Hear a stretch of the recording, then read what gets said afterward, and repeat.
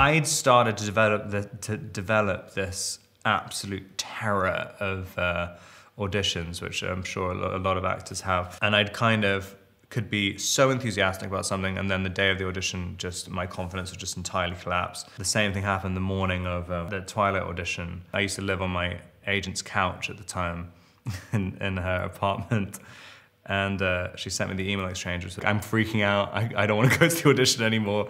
And then underneath it saying, well, find a Valium in my bathroom. I'd never taken a Valium before. I just remember just feeling so glorious in the back of the taxi with the window open and just being like, wow, this is what I've been missing. And so I think I had this sort of quite spacey, detached kind of thing in the audition, which must have kind of worked for the character. That's Edward Cullen.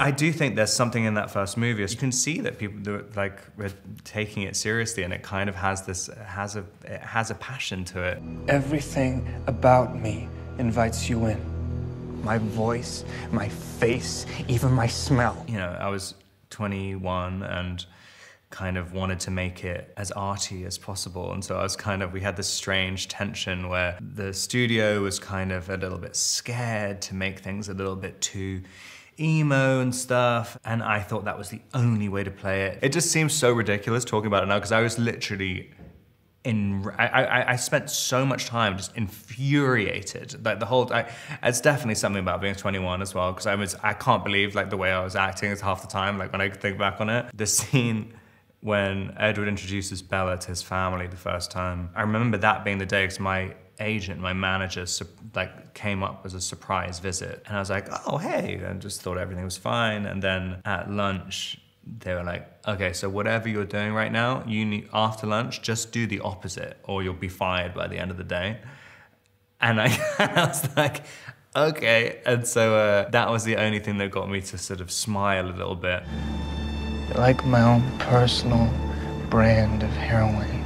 I also think that if I tried to play it lighthearted, the way I would do it would end up looking so wrong, like that I'd probably end up looking even more like a psychopath.